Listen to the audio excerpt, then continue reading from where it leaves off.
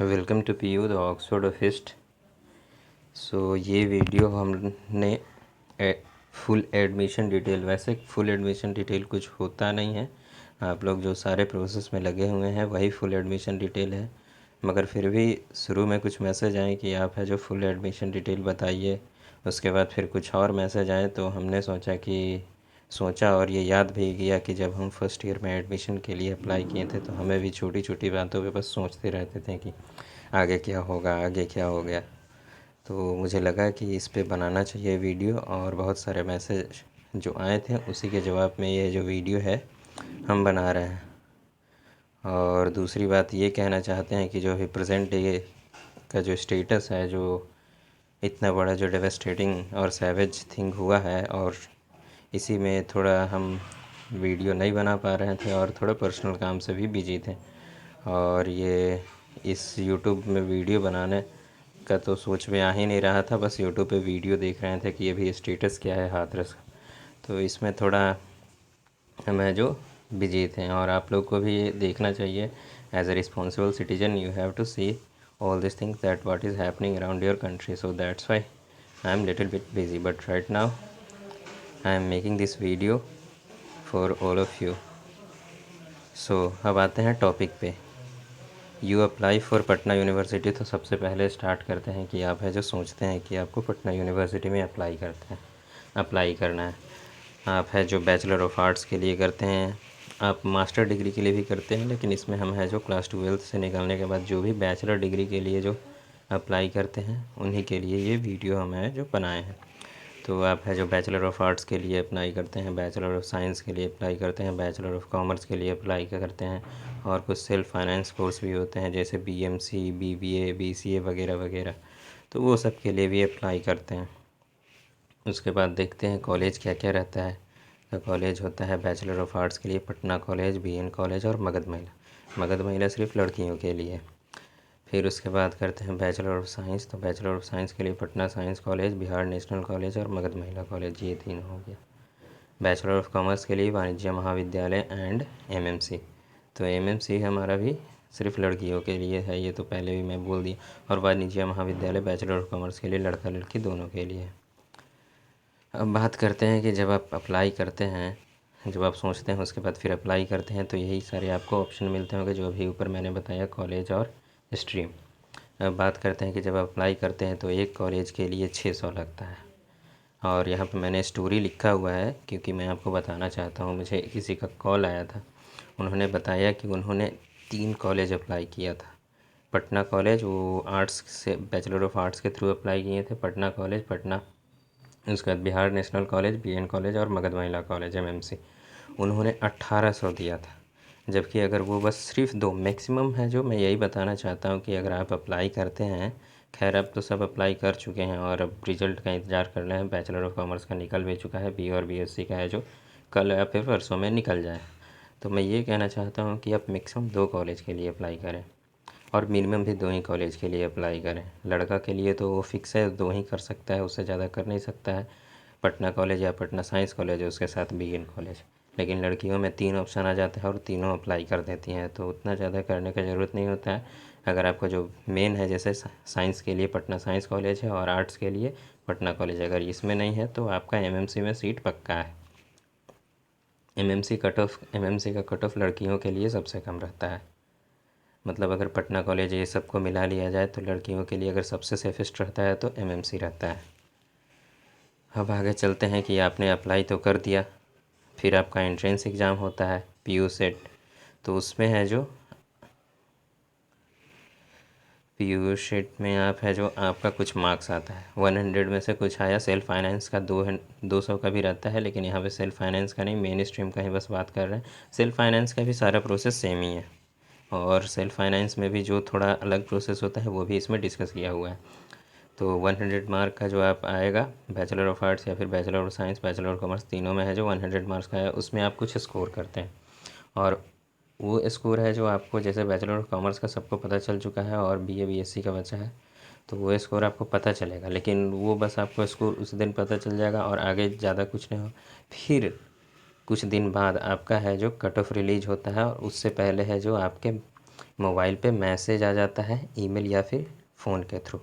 तो आपके मोबाइल पे मैसेज आ जाएगा कि इस दिन है जो एडमिशन प्रोसेस होने वाला है और आपको उस दिन आना है। उसके बाद फिर और कॉलेज है वे डिफरेंट कट ऑफ। ये ध्यान में रखना है कि हर एक कॉलेज का है जो डिफरेंट कट ऑफ रहता है और कॉलेज में क्लेश नहीं होता है। जैसे आप 2 कॉलेज के लिए अप्लाई किए हुए हैं तो वैसा नहीं है कि क्लेश होगा, और क्लेश होगा भी तो आपको अच्छा टाइम मिलता है कि अगर मान लीजिए किसी एक ही डेट में एमएमसी का भी है और पटना कॉलेज का भी है, सेकंड कट ऑफ आपका दोनों एडमिशन डेट उसी दिन आ रहा है तो ज़्यादा दिक्कत की बात नहीं है, बहुत पास पास ही हैं सब कॉलेज और आप आराम से है जो अप्लाई कर लेंगे। अब बात करते हैं हाँ कट ऑफ के बारे में कि किसका ज़्यादा रहता है किसका कम रहता है। ये देखिए, अगर हम साइंस या फिर आर्ट्स का बात करें, पटना साइंस कॉलेज या फिर पटना कॉलेज, तो इनका थोड़ा सा ज़्यादा रहता है। उसके बाद बीएन कॉलेज और एमएमसी, बीएन कॉलेज और एमएमसी का लगभग में बराबर रहता है, लेकिन बीएन कॉलेज का तो कभी थोड़ा ज़्यादा होता है या फिर कभी थोड़ा कम होता है। बात करें कॉमर्स की तो वाणिज्य महाविद्यालय का थोड़ा ज़्यादा होता है, उससे कम थोड़ा मगध महिला का रहता है। अब चलते हैं प्रोसेस ऑफ एडमिशन। तो ये तो कट ऑफ के बारे में बता दिया मैंने और एडमिशन जिस दिन होगा इसके बारे में बता दिया। अब जिस दिन एडमिशन होता है वो सबसे इम्पोर्टेंट दिन होता है। इस दिन है जो बहुतों का डॉक्यूमेंट छूटता है और वो है जो बस जितना नंबर आता है उस नंबर का कोई वैल्यू नहीं रहता है और अगले दिन बस अगर आपको सीट बचा हुआ है तो मिल जाएगा। जैसे बैचलर ऑफ आर्ट्स में अगर बात करें तो आपको एशियन हिस्ट्री बचा रहता है, उसी में अब जाओ आप, क्योंकि जिस दिन आपको डॉक्यूमेंट सबमिट करना था उस दिन कर नहीं पाए। तो ये बहुत इंपॉर्टेंट है कि कौन कौन सा डॉक्यूमेंट रिक्वायर्ड है वो आप है जो पहले से अच्छे से बनवा के रखो। तो बात करते हैं, मतलब यहाँ से 9 बजे आपको अराइव करना है। उससे पहले ये बता दें हैं कि ये जो सम टाइम वैरी, मतलब कि ये जो 9 बजे का अराइवल है कभी 8 बजे भी हो सकता है फिर 10 बजे हो सकता है। अब इस बार कोरोना चल रहा है, कितने बजे होगा ये तो बता नहीं सकते हैं, लेकिन सुबह में ही होगा। क्यों और ये क्यों होगा ये भी बताते हैं आपको। आप जो है जो सुबह में आएंगे अपने सारे डॉक्यूमेंट के साथ with all your required documents. उसके बाद फिर 9 से 11 से लेकर 1 यानी 3 घंटे, अगर 10 से होता है तो 10 से बाद 11 12 1, 10 के बाद 11 12 1, तो अगर 11 से है तो 12 1 2, 11 से 2, 3 घंटे तक डॉक्यूमेंट सबमिशन चलता है। डॉक्यूमेंट सबमिशन ये जो है प्रोसेस, ये डॉक्यूमेंट सबमिशन है जो चलता है और इसमें आपको है जो अपना सारा ओरिजिनल डॉक्यूमेंट, मतलब क्लास 12th का ओरिजिनल डॉक्यूमेंट भी देना पड़ता है। उसके बाद एफिडेविट बनवाना पड़ता है अगर 1 साल पहले ही आप 12th पास कर चुके हैं, और भी जो भी डॉक्यूमेंट होता है उसका एक हम अलग से वीडियो बना देंगे।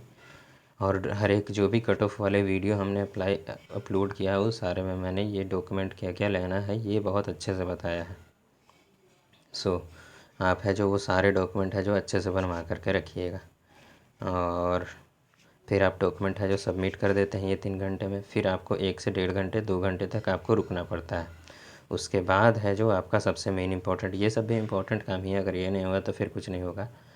और फिर आप चलते हैं 2 से 5, उसके बाद 2 घंटे के बाद फिर 3 घंटे तक है जो एडमिशन का प्रोसेस चलता है।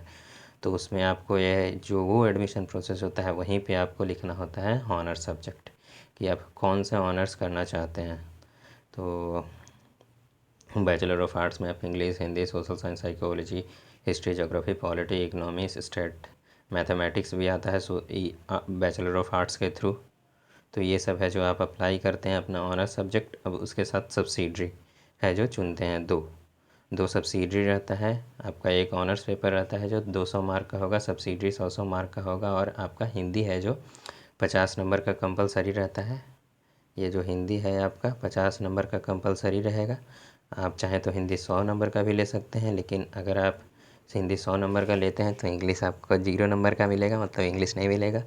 या तो फिर आप ऐसा कर सकते हैं कि 50 नंबर का हिंदी रखिए और 50 नंबर का इंग्लिश रखिए। हमारा भी यही है, 50 नंबर का हिंदी 50 नंबर का इंग्लिश। और एक और इम्पॉर्टेंट बात है जो कि ज़्यादा इम्पॉर्टेंट नहीं है क्योंकि वो बहुत कम ही होगा, लेकिन बता देते हैं कि अगर इंग्लिश जिसको 100 लेना है तो वो सिर्फ NRI ही ले सकता है। बस यही थोड़ी सी बात थी। तो और हम है जो ऑनर्स कौन सा चूज़ करना है और सब्सिडरी उसके साथ कौन सा सब्सिडरी चूज़ करना है ये बहुत इंपॉर्टेंट होता है। तो इसके बारे में हम हर एक ऑनर सब्जेक्ट के लिए हम ये लेके आएंगे कि ये ऑनर्स क्यों चुने या फिर इसके साथ है जो ये सब्सिडरी क्यों चुने। क्योंकि ऐसा होता है बहुत बार कि एक मेरा दोस्त है जिसने इंग्लिश ऑनर्स लिया है, लेकिन उसने अपना है जो सब्सिडरी में स्टेट ले लिया है, जिसका कोई है जो तुक बनता नहीं है। और बहुत बार ऐसा होता है कि बहुत सारे ऐसे सब्सिडरीज़ होते हैं जिसका हमारा प्रीवियस ईयर क्वेश्चन नहीं मिल पाता है और थोड़ा पढ़ने में दिक्कत होता है। वो तो खैर अलग बात है, लेकिन है जो कॉम्बिनेशन होना चाहिए आपका। जैसे आप अगर पॉलिटिकल साइंस लेते हैं ऑनर सब्जेक्ट में, तो आप सब्सिडरी में रखिए हिस्ट्री रख लीजिए, ज्योग्राफी रख लीजिए, या फिर सोशियोलॉजी रख लीजिए, क्योंकि हिस्ट्री और पॉलिटी और सोशियोलॉजी एक साथ कनेक्टेड है और हिस्ट्री से ही ये सारे चीज़ ओरिजिनेट होते हैं। हमारा हिस्ट्री है जो पॉलिटिकल साइंस को ओरिजिनेट किया है, समाज को ओरिजिनेट किया है। समाज कैसे आगे विकसित होगा ये हमें पिछले 100 सालों में क्या हुआ है, 1000 सालों में क्या हुआ है, 10,000 साल पहले ह्यूमन का एवोल्यूशन कैसे हुआ है, हिस्ट्री से ही पता चलेगा। और पॉलिटिक्स कैसे डेवलप हुआ है। तो आप है जो हॉनर्स पेपर को सब्सिडरी से कनेक्ट करके है जो सब्सिडरी को चूज़ किए हो जी, वरना बहुत गड़बड़ हो जाता है। और आप अगर सिविल सर्विसेज का अगर आगे तैयारी करने वाले हैं, या फिर कुछ भी, जैसे कुछ भी नहीं, जैसे सोशल साइंस एसएससी का भी अगर तैयारी करते हैं, तो आप हिस्ट्री, पॉलिटी, ज्योग्राफी, इकोनॉमिक्स, ये 4 सब्जेक्ट रहता है। और जनरल आर्ट्स का और जनरल साइंस का वही फिजिक्स, केमिस्ट्री, बायोलॉजी रहता है। तो आप मिला जुला के आगे का भी देख के लीजिए। ऐसा नहीं कि बस जो मन में आए वो सब्सिडरी ले लीजिए। इसीलिए है जो सब्सिडरी का भी एक वीडियो हम लोग अपलोड करेंगे। तो ये हो गया ऑनर सब्जेक्ट। और सब्सिडरी आप है जो चूज़ कर लेते हैं, आपको एक पेपर मिलता है, उस एडमिशन स्लिप उसको बोलते हैं। एडमिशन स्लिप पे आप है जो लिख देते हैं, और है वो एडमिशन स्लिप आपको दिया भी जाता है। उसके बाद अगर बात करें तो वहाँ पे आपका ये जो सारा प्रोसेस होता है तो हो जाता है, और आपका एडमिशन हो जाता है। अगर ये सारे प्रोसेस हो गए, आपको है जो आपका नंबर भी बहुत इंपॉर्टेंट रखता है। जैसे आर्ट्स के लिए पटना कॉलेज में पिछली बार है जो 65 मार्क्स है, जिसका कम था उसको पॉलिटिकल साइंस नहीं मिल पाया। तो आपका जो मार्क्स आएगा पीयू सेट में, वो भी बहुत मायने रखता है कि आपका है जो कौन सा सब्जेक्ट ऑनर्स में मिल पाएगा।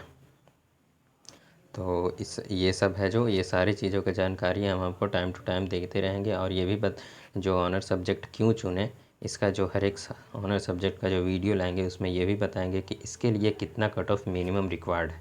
जैसे पॉलिटिकल साइंस के लिए मिनिमम रिक्वायर्ड 65 था, उसके नीचे है जो हमारा एक दोस्त था कितना भी कहते रह गया, उसका हुआ नहीं। तो ये भी हम उस वीडियो में आपको बताएंगे, और कैसे सब्सिडी चूज़ करें ये बताएंगे। अगर इसी में बताएं तो वो तो फिर 3-4 घंटे का हो जाएगा, और उतना मैं बोल नहीं पाऊँगा। ये वीडियो है जो मैं रात के 12 बजने वाले हैं इस वक्त रिकॉर्ड कर रहा हूँ।